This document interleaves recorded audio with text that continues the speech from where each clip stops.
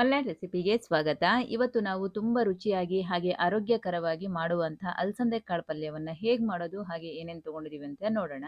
ಇದು ಅಕ್ಕಿ ರೊಟ್ಟಿಗಾಗಿರ್ಬೋದು ಅಥವಾ ಜೋಳದ ರೊಟ್ಟಿಗಾಗಿರ್ಬೋದು ಹಾಗೆ ರಾಗಿ ರೊಟ್ಟಿಗೂ ಕೂಡ ತುಂಬ ಚೆನ್ನಾಗಿರತ್ತೆ. ಹಾಗೆ ಅನ್ನಕ್ಕೂ ಕೂಡ ಕಲ್ಸ್ಕೊಳ್ಬೋದು. ತಡ ಯಾಕೆ ಇದನ್ನ ಮಾಡೋದು ಹೇಗೆ ಹಾಗೆ ಏನೇನು ತಗೊಂಡಿದೀವಿ ಅಂತ ನೋಡ್ಕೊಳ್ಳೋಣ. ಮೊದಲಿಗೆ ಇಲ್ಲಿ 1.5 ಕಪ್ ಆಗುವಷ್ಟು ಅಲಸಂದೆ ಕಾಳನ್ನ ಬೌಲಿಗೆ ಹಾಕೊಳ್ತಾ ಇದ್ದೀನಿ. ಈ ಕಾಳನ್ನ ನಾನು ಒಂದು 8 ಗಂಟೆಗಳ ಕಾಲ ನೆನೆಸಿಟ್ಟಿದ್ದೆ. ನೀವು ಹಸಿ ಕಾಳಲ್ಲಾದರೂ ಮಾಡ್ಕೊಳ್ಬಹುದು ಅಥವಾ ಈ ರೀತಿ ಒಣ ಕಾಳಿತ್ತು ಅಂದ್ರೆ ನೆನೆಸ್ಬಿಟ್ಟು ಕೂಡ ಮಾಡ್ಕೊಳ್ಬಹುದು. ಎರಡೂ ಕೂಡ ರುಚಿ ಚೆನ್ನಾಗೇ ಬರುತ್ತೆ. ಚೆನ್ನಾಗಿ ನೆನಿಬೇಕು. ಮಿನಿಮಮ್ ಆದ್ರೆ ಒಂದು 8 ರಿಂದ 10 ಗಂಟೆಗಳ ಕಾಲ ನೆನಿಬೇಕು. ಸೊ ಇವಾಗ ನೆನೆಸಿಟ್ಟಿರುವಂತಹ ಕಾಳನ್ನ ನಾನು ತೊಳೆದ್ಬಿಟ್ಟೆ ನೆನೆಸಿದ್ದೆ. ಹಾಗಾಗಿ ಇವಾಗ ಕುಕ್ಕರ್ಗೆ ಸೇರಿಸ್ಕೊಳ್ತಾ ಇದ್ದೀನಿ. ನೀವು ಓಪನ್ ಬಾಯ್ಲ್ ಆದರೂ ಮಾಡ್ಕೊಳ್ಬಹುದು. ಇದಕ್ಕೆ 1 ಕಪ್ ಆಗುವಷ್ಟು ನೀರು ಹಾಕಿ ಹಾಗೆ ರುಚಿಗೆ ಎಷ್ಟು ಬೇಕೋ ಅಷ್ಟು ಉಪ್ಪನ್ನು ಕೂಡ ಸೇರಿಸ್ಕೊಂಡು ಇವಾಗ ಕುಕ್ಕರ್ ಲಿಡ್ಡನ್ನು ಕ್ಲೋಸ್ ಮಾಡಿ ಬೇಯಲಿಕ್ಕಿಡೋಣ. ಮಧ್ಯಮ ಉರಿಯಲ್ಲಿ ಒಂದು 2 ವಿಷಲ್ ತಗೊಂಡ್ರೆ ಸಾಕು, ಮೆತ್ತಗೆ ಚೆನ್ನಾಗಿ ಬೇಯುತ್ತೆ. ಓಪನ್ ಬಾಯ್ಲ್ ಆದರೆ ಒಂದು 15 ನಿಮಿಷ 15ರಿಂದ 20 ನಿಮಿಷ ಬೇಯಿಸ್ಕೊಂಡ್ರೆ ಸಾಕಾಗತ್ತೆ. ಸೊ ಇಲ್ಲಿ ನಾನು ಕುಕ್ಕರಲ್ಲಿ ಬೇಗ ಆಗಲಿ ಅನ್ನೋ ಕಾರಣಕ್ಕೆ ಕುಕ್ಕರಲ್ಲೇ ಬೇಯಿಸ್ಕೊಳ್ತಾ ಇದ್ದೀನಿ. ಇವಾಗ ಫ್ಲೇಮ್ ಆಫ್ ಮಾಡಿಬಿಟ್ಟು ಕೆಳಗೆ ಇಳಿಸಿಟ್ಕೊಳ್ಳಿ. ಇನ್ನೊಂದು ಕಡೆ ನಾವು ಪಲ್ಯಗೆ ರೆಡಿ ಮಾಡ್ಕೊಳ್ಳೋಣ. ಒಂದು ಬಾಣಲೆಗೆ 1 ಟೀ ಸ್ಪೂನ್ ಆಗುವಷ್ಟು ಎಣ್ಣೆ ಸೇರಿಸ್ಕೊಂಡು ಇದಕ್ಕೆ ಒಂದು 5ರಿಂದ 6 ಹಸಿಮೆಣಸಿನಕಾಯಿಯನ್ನು ಕೂಡ ಸೇರಿಸ್ಕೊಂಡು ಒಂದು 3-4 ನಿಮಿಷ ಚೆನ್ನಾಗಿ ಫ್ರೈ ಮಾಡ್ಕೊಳ್ಬೇಕು. ಮೇಲ್ಭಾಗ ಎಲ್ಲ ಒಂದು ರೀತಿ ಬಿಳಿ ಬಣ್ಣ ಬರಬೇಕು. ಆ ರೀತಿ ಫ್ರೈ ಮಾಡಿಕೊಂಡು ನಾವು ಪಲ್ಯಕ್ಕೆ ಬಳಸ್ಕೊಳ್ಳೋದ್ರಿಂದ ಗ್ಯಾಸ್ಟ್ರಿಕ್ ಆಗೋದಿಲ್ಲ. ನೀಟಾಗಿ ಫ್ರೈ ಆಗಿದೆ ನೋಡಿ. ಇದನ್ನು ತೆಕ್ಕೊಂಡು ಒಂದು ಮಿಕ್ಸರ್ ಜಾರಿಗೆ ಸೇರಿಸ್ಕೊಳ್ಳೋಣ. ತದನಂತರ ಇದಕ್ಕೆ ಅರ್ಧ ಟೀ ಸ್ಪೂನ್ ಆಗುವಷ್ಟು ಜೀರಿಗೆ, ಹಾಗೆ ಒಂದು 5-6 ಎಸಳಾಗುವಷ್ಟು ಬೆಳ್ಳುಳ್ಳಿ, ಒಂದು 10 ಎಲೆ ಆಗುವಷ್ಟು ಕರಿಬೇವಿನ ಸೊಪ್ಪನ್ನು ಸೇರಿಸ್ಕೊಂಡು ಯಾವುದೇ ರೀತಿ ನೀರೇನು ಹಾಕ್ಕೊಳ್ದೆ ಇದನ್ನು ತರ್ತರಿಯಾಗಿ ರುಬ್ಕೊಳ್ಬೇಕು. ನೀವು ಬೇಕಾದರೆ ಕುಟ್ಕೊಳ್ಳಬಹುದು ಕುಟ್ಟ ಕಲ್ಲಲ್ಲಿ. ಇದನ್ನು ಪಕ್ಕದಲ್ಲಿ ಇಟ್ಕೊಳ್ಳಿ. ಇವಾಗ ಅದೇ ಬಾಣಲೆಗೆ 1 ಟೇಬಲ್ ಸ್ಪೂನ್ ಆಗುವಷ್ಟು ಎಣ್ಣೆ ಹಾಕಿ 1 ಟೀ ಸ್ಪೂನ್ ಆಗುವಷ್ಟು ಸಾಸಿವೆ, ಅರ್ಧ ಟೀ ಸ್ಪೂನ್ ಆಗುವಷ್ಟು ಜೀರಿಗೆ, ಹಾಗೆ ಇಲ್ಲಿ ಒಂದು 10 ಎಲೆ ಆಗುವಷ್ಟು ಕರಿಬೇವಿನ ಸೊಪ್ಪನ್ನು ಕೂಡ ಸೇರಿಸ್ಕೊಂಡು ಇದಕ್ಕೆ 2 ಮಧ್ಯಮ ಗಾತ್ರದ ಈರುಳ್ಳಿಯನ್ನು ಸಣ್ಣದಾಗಿ ಹೆಚ್ಚಿಬಿಟ್ಟು ಸೇರಿಸ್ಕೊಳ್ತಾ ಇದ್ದೀನಿ. ಇದನ್ನು ಚೆನ್ನಾಗಿ ಫ್ರೈ ಮಾಡ್ಕೊಳ್ಬೇಕು. ಈರುಳ್ಳಿಯನ್ನು ಇನ್ನು ಜಾಸ್ತಿ ಕೂಡ ಹಾಕ್ಕೊಳ್ಬೋದು, ಒಳ್ಳೆ ರುಚಿ ಬರುತ್ತೆ. ನೀಟಾಗಿ ಹಸಿ ವಾಸನೆ ಹೋಗೋ ತನಕ ಫ್ರೈ ಮಾಡ್ಕೊಳ್ಳಿ. ತದನಂತರ ಇದಕ್ಕೆ ಈರುಳ್ಳಿ ಎಲ್ಲ ಫ್ರೈ ಆದ ನಂತರ ಒಂದು ದೊಡ್ಡದಾಗಿರುವಂಥ ಟೊಮೆಟೊವನ್ನು ಕೂಡ ಸಣ್ಣದಾಗಿ ಹೆಚ್ಚಿಬಿಟ್ಟು ಸೇರಿಸ್ಕೊಳ್ತಾ ಇದ್ದೀನಿ. ಟೊಮೆಟೊವನ್ನು ಕೂಡ ಸ್ವಲ್ಪ ಮೆತ್ತಗಾಗೋ ತನಕ ಫ್ರೈ ಮಾಡ್ಕೊಳ್ಬೇಕು ಮಧ್ಯಮ ಉರಿಯಲ್ಲಿ ಇಟ್ಕೊಂಡು. ಇವಾಗ ಸ್ವಲ್ಪ ಉಪ್ಪು ಹಾಕಿ ಫ್ರೈ ಮಾಡೋದ್ರಿಂದ ಟೊಮೆಟೊ ಬೇಗ ಮೆತ್ತಗಾಗತ್ತೆ. ನಾವು ಕಾಳನ್ನು ಬೇಯಿಸುವಾಗ ಕೂಡ ಉಪ್ಪು ಹಾಕಿದ್ದೀವಿ. ಇಲ್ಲಿ ಸ್ವಲ್ಪ ಪ್ರಮಾಣದ ಉಪ್ಪನ್ನು ಹಾಕ್ಕೊಳ್ಬೇಕು. ನೀಟಾಗಿ ಫ್ರೈ ಆಯಿತು. ಇಷ್ಟಾದ ಮೇಲೆ ಫ್ಲೇಮನ್ನು ಸಿಮ್ಮಲ್ಲಿಟ್ಟು ನಾವು ಮೊದಲೇ ರುಬ್ಬಿಟ್ಟಿರುವಂಥ ಹಸಿಮೆಣಸಿನಕಾಯಿ ಬೆಳ್ಳುಳ್ಳಿ ಎಲ್ಲ ಏನಿದೆ ಅದನ್ನು ನಾವು ಸೇರಿಸ್ಕೊಳ್ಬೇಕು. ಇದಿಷ್ಟು ಸೇರಿಸ್ಕೊಂಡು ಚೆನ್ನಾಗಿ ಒಂದು 4-5 ನಿಮಿಷ ಫ್ರೈ ಮಾಡ್ಕೊಳ್ಬೇಕು. ಅದು ಹಸಿ ವಾಸನೆ ಎಲ್ಲ ಚೆನ್ನಾಗಿ ಹೋಗಬೇಕು ಬೆಳ್ಳುಳ್ಳಿದೆಲ್ಲ. ಸೊ ಆ ರೀತಿ ಫ್ರೈ ಮಾಡ್ಕೊಳ್ಳಿ. ಬಣ್ಣದಲ್ಲಿ ಬದಲಾಗತ್ತೆ, ಅವಾಗ ಗೊತ್ತಾಗುತ್ತೆ ನಿಮಗೇನೆ ಫ್ರೈ ಆಗಿರೋದು.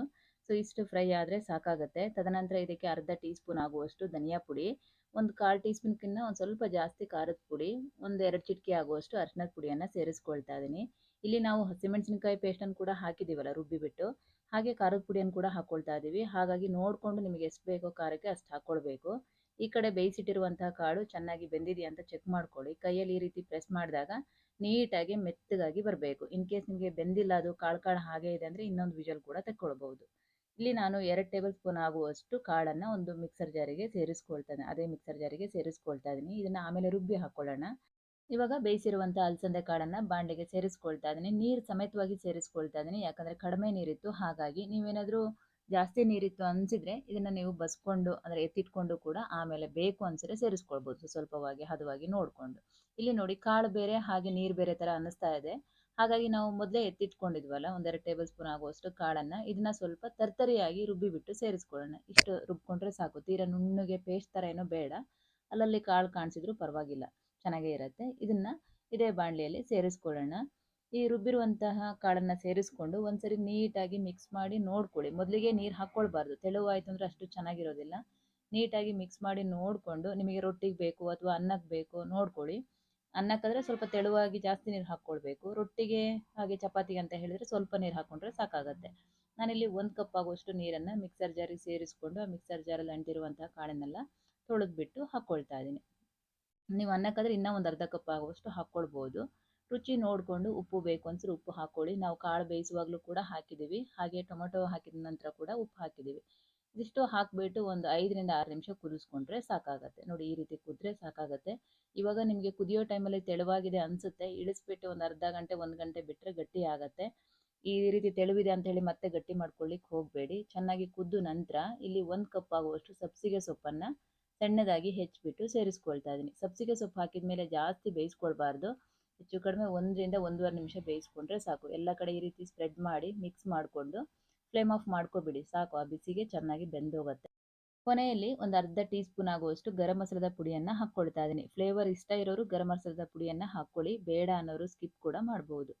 ಇಲ್ಲಿ ನಾನೊಂದು ಅರ್ಧ ಟೀ ಸ್ಪೂನ್ ಹಾಕ್ಕೊಂಡಿದ್ದೀನಿ, ಹೆಚ್ಚು ಕಡಿಮೆ ಕೂಡ ಮಾಡಿ ಹಾಕ್ಕೊಳ್ಬೋದು. ಇದು ಹಾಕಿಬಿಟ್ಟು ನೀಟಾಗಿ ಮಿಕ್ಸ್ ಮಾಡಿದರೆ ನಮಗೆ ಬಿಸಿ ಬಿಸಿ ಆಗಿರುವಂತಹ ಕಾಳು ಪಲ್ಯ, ಅಲಸಂದೆ ಕಾಳು ಪಲ್ಯ ರೆಡಿ ಆಗುತ್ತೆ. ಜೋಳದ ರೊಟ್ಟಿ, ಅಕ್ಕಿ ರೊಟ್ಟಿ ಜೊತೆಗಂತೂ ಅದ್ಭುತವಾದಂತಹ ರೆಸಿಪಿ ಅಂತಲೇ ಹೇಳ್ಬೋದು. ಬಿಸಿ ಇರುವಾಗ ಸ್ವಲ್ಪ ನೀರಾಗಿದೆ ಅನಿಸುತ್ತೆ, ತಣ್ಣಗಾದ್ಮೇಲೆ ನೋಡಿ ಒಂದು 1/4 ಗಂಟೆ ಬಿಟ್ಟಿದ್ದೆ ಅಷ್ಟೇ, ಗಟ್ಟಿ ಆಗೋಯಿತು. ಸೊ ಈ ರುಚಿಯಾದಂತಹ ರೆಸಿಪಿ ನಿಮಗೂ ಇಷ್ಟ ಆಯಿತು ಅಂದ್ಕೊಳ್ತೀನಿ. ಇಷ್ಟ ಆದರೆ ಒಂದು ಲೈಕ್ ಮಾಡಿ, ಹಾಗೆ ಚಾನಲ್ಗೆ ಹೊಸಬರಾಗಿದ್ದರೆ ಸಬ್ಸ್ಕ್ರೈಬ್ ಆಗೋದನ್ನು ಮರಿಬೇಡಿ. ಮತ್ತೊಂದು ಒಳ್ಳೆ ರೆಸಿಪಿಯೊಂದಿಗೆ ಸಿಗ್ತೀನಿ. Thank you.